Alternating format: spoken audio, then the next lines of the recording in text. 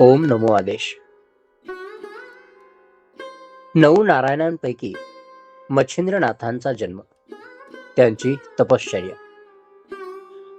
ग्रंथारंभी मालुकवी म्हणतात, कलियुगास प्रारंभ झाला त्यावेळी लक्ष्मीकांताने नवनारायण यांना द्वारकेस बोलावून आणण्याकरिता आपल्या सेवकास पाठविले.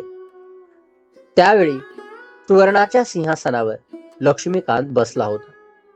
जवळ उद्धवही होता.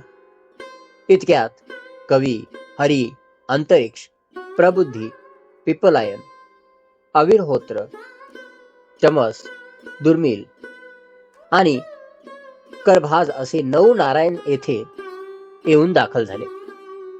त्यास पाहताच हरीने सिंहासनाखाली येऊन मोठ्या गौरवाने त्यास आलिंगन देऊन आपल्या सुवर्णाच्या सिंहासनावर बसवले. त्यानंतर त्यांची षोडशोपचारांनी पूजा केली. तो मोठा समारंभाचा थाट पाहून कोणत्या कारणास्तव आम्हास बोलावून आणले असे नवनारायणांनी हरीस विचारिले.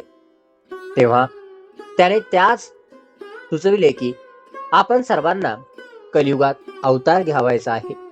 जसे राजहंस एका जुटीने समुद्राच्या उदकात जातात, अगदी त्याचप्रमाणे आपण सर्व एकदम अवतार घेऊन मृत्यू लोकात प्रकट होऊ. हरीचे असे भाषण ऐकून ते म्हणाले, जनार्दना, आपण आम्हास अवतार घ्यावयास सांगता, पण अवतार घ्यावयाचा तो कोणत्या नावाने हे कळवावे. त्यांचे हे म्हणणे ऐकून द्वारकाधीशाने सांगितले की तुम्ही सर्वांनी अवतार घेऊन संप्रदाय स्थापन करून दीक्षा देऊन उपदेश करीत जावा. तुम्ही कदाचित असे म्हणाल की आम्हासच अवतार घ्यावयास सांगता, असे मनात आणू नका. तुमच्या बरोबर दुसरी बहुत मंडळी मृत्यूलोकी अवतार घेणार आहेत. प्रत्यक्ष कवी वाल्मिकी हा तुळशीदास होऊन येईल. शुकमुनी हा कबीर, व्यासमुनी तो जयदेव व माझा अति आवडता जो उद्धव तो नामदेव होईल. जांबुवंत हा नरहरी या नावाने अवतार घेऊन प्रसिद्धीस येईल. माझा भाऊ बलराम हा पुंडलिक होईल आणि मी सुद्धा तुमच्या बरोबर ज्ञानदेव या नावाने अवतार घेऊन येणार आहे. कैलासपती शंकर हा निवृत्ती होईल. ब्रह्मदेव हा टोपान या नावाने अवतार घेऊन प्रसिद्धीस येईल. आदी माया ही मुक्ताबाई होईल. हनुमंत हा रामदास होईल. मजशी रममान होणारी जी कुब्जा ती जनी दासी या नावाने उघडकीस येईल. मग आपणाकडून होईल तितके आपण कलीमध्ये भक्ती महात्म्य वाढू. अवतार कोणत्या ठिकाणी व कशा रीतीने घेऊन प्रगत व्हायचे आहे ते सविस्तर कळविण्याविषयी नवनारायणांनी पुन्हा विनंती केली. तेव्हा हरीने त्यास सांगितले की पराशर ऋषीचा पुत्र जो व्यास मुनी आहे त्याने भविष्य पुराणात हे पूर्वीच वर्णन करून ठेवले आहे. पूर्वी ब्रह्मदेवाचा वीर्यापासून 88,000 ऋषी निर्माण झाले. त्या प्रसंगी वीर्याचा काही भाग ठिकठिकाणी पडला आहे. पैकी थोडासा भाग 3दा यमुनेत पडला. या 3 भागांपैकी 2 भाग द्रोणात पडले व 1 भाग यमुनेतील पाण्यात पडला. ते वीर्य लागलेच एका मच्छीने गिळले. तिच्या उदरात कवी नारायणाने जन्म घेऊन मच्छिंद्रनाथ या नावाने जगात प्रकट व्हावे.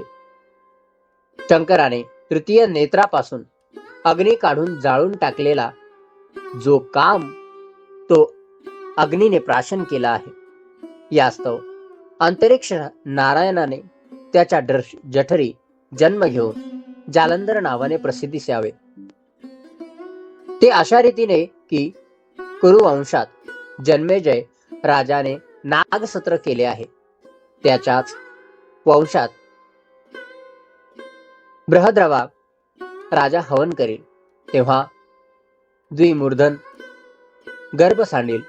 त्या प्रसंगी जालंधराने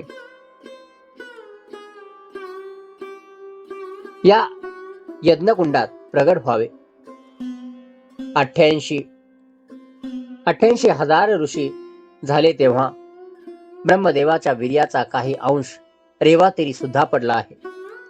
ते चमस नारायण याने रेवनसिद्ध या नावाने प्रगट व्हावे. त्याच वीर्यापैकी थोडासा अंश एका सर्पिणीलाही मिळाला होता. तो तिने प्राशन केला. मग जन्मेजय राजाच्या सर्पसत्रात ब्राह्मणांनी साऱ्या सर्पांची आहुती दिली. त्या समयी हिच्या उदरात ब्रह्मबीज आहे असे जाणल्यावरून त्या सर्पिणीला आस्तिक ऋषीने वडाच्या झाडाखाली लपून ठेवले. पूर्ण दिवस भरल्यानंतर ती अंडे तेथेच टाकून निघून गेली. ते अंडे अजून तेथे होते तसे आहे. त्यात आविर्होत्र नारायणाने जन्म घेऊन वटसिद्ध नागनाथ या नावाने प्रसिद्ध व्हावे. मच्छिंद्रनाथ याने सूर्यरेत प्राप्तिस्तव मंत्र म्हणून दिलेले भस्म उकिरड्यावर पडेल. त्यात सूर्य आपले वीर्य सांडेल. ते उकिरडामय असेल. त्यात हरिनारायण याने गोरक्ष या नावाने प्रगट व्हावे. दक्षाच्या नगरात त्याची कन्या पार्वती हिला लग्न समारंभ समयी पाहून ब्रह्मदेवाचे वीर्य गळाले. त्या समयी त्यास परम लज्जा उत्पन्न झाली. मग ते वीर्य रगडून चौफेर केले. त्यावेळी ते एके बाजूस 60,000 ठिकाणी झाले. त्याचे 60,000 वालखिल्य ऋषी झाले. दुसऱ्या अंगाचे केराबरोबर भागीरथी नदीमध्ये पडले. ते कुश बेटात गेले. ते अद्याप तेथे तसेच आहे. यास्तव पिपलायन नारायणाने तेथे प्रगट होऊन चरपटीनाथ नावाने प्रसिद्ध व्हावे. भर्तरी या नावाने भिक्षापात्र कैरिक ऋषीने अंगणात ठेविले होते. त्यात सूर्याचे वीर्य अकस्मात पडले. ते त्याने भर्तृहरी तसेच जपून ठेवले आहे.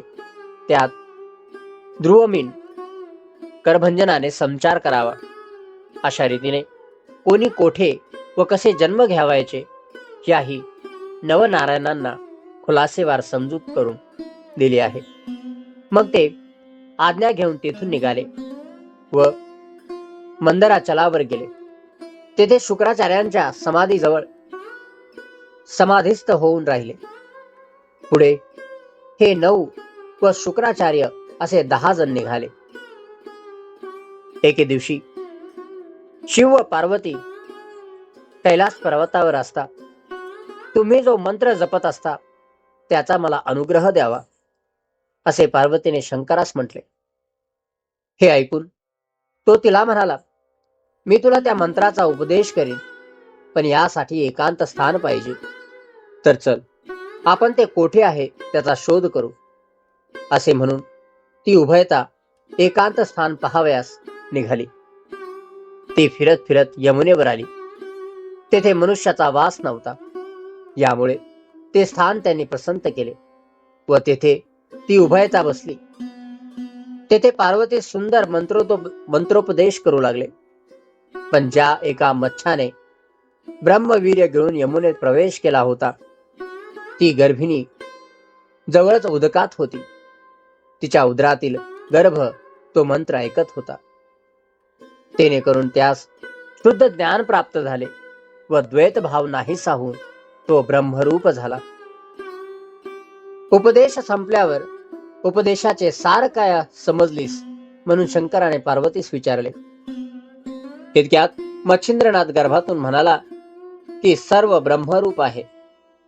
हा ध्वनी ऐकून शंकराने तिकडे पाहिले. तेव्हा मच्छीच्या उदरी कवी नारायणाने संचार केल्याचे समजले. मग त्यास शंकराने सांगितले की तुला माझा उपदेश ऐकल्याने पुष्कळ लाभ झाला. मच्छिंद्रनाथ मच्छीच्या उदरामध्ये तोच मंत्र जपू लागला. पूर्ण दिवस भरल्यानंतर त्या मच्छीने अंडे नदी तीरी टाकून आपण उदकात निघून गेली. पुढे काही दिवसांनी कित्येक बकपक्षी मासे धराव्यास यमुना तटी आले. त्यांनी ते अंडे पाहिले व लागलेच आपल्या तीक्ष्ण चोचींनी फोडिले. आणि तेव्हा त्याची 2 शकले झाली व एका शकलात ते बालक पाहून व त्याच्या कर्कश रडण्याचा आवाज ऐकून ते भिवून पळून गेले. पुढे तो शिंपला कामिक नावाच्या कोळ्याने पाहिला.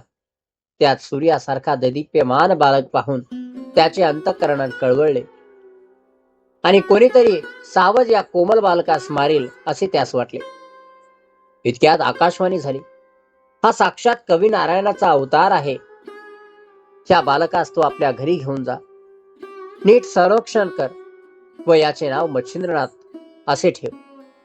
त्याच्याविषयी तू मनात किमपी संशय आणू नको.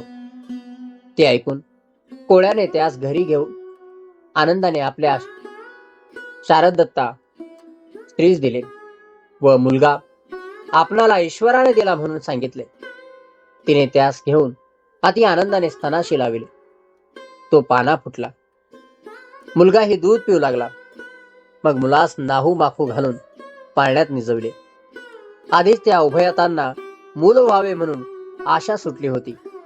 तशात अवचित पुत्ररत्न हाती आल्याने त्यास अनुपम आनंद झाला. मच्छिंद्रनाथाचे वय 5 वर्षाचे झाल्यावर एके दिवशी त्यास समागम घेऊन त्याचा बाप कामिक मासे मारण्यासाठी यमुनेवर गेला. तिथे त्याने मासे मारण्यासाठी जाळे पसरिले आणि पुष्कळ मासे त्यात आल्यावर ते बाहेर मच्छिंद्रनाथाजवळ आणून ठेवून पुन्हा जाळे घेऊन तो पाण्यात गेला. ते बापाचे कृत्य पाहून आपल्या मातृकुळाचा नाश करावयास हा उदयुक्त झाला आहे असे मच्छिंद्रनाथाच्या मनात आले. तसेच आपण असता बाप हे कर्म करीत आहे हे स्वस्थ बसून पाहणे चांगले नाही व आस्तिक ऋषीने सर्व प्रकारे उपकार करून जन्मेजय राजाच्या सर्पसत्रात नागकुळाचे जसे रक्षण केले त्याचप्रमाणे आपण कसेही करून त्याचा हा उद्योग जो आहे हा बंद केला पाहिजे असे मच्छिंद्रनाथाने मनात आणले. मग तो एक एक मासा उदकात टाकू लागला. ते पाहून त्याच्या बापास इतका राग आला की तो लागलाच पाण्याबाहेर आला आणि त्यास बऱ्याच चपराका मारू लागला आणि म्हणाला, मी मेहनत करून मासे धरून आणतो व तू ते पुन्हा पाण्यात सोडून देतोस, तर मग खाशील काय? भीक मागवायची असेल अशा लक्षणांनी. असे बोलून तो पुन्हा उदकात शिरला.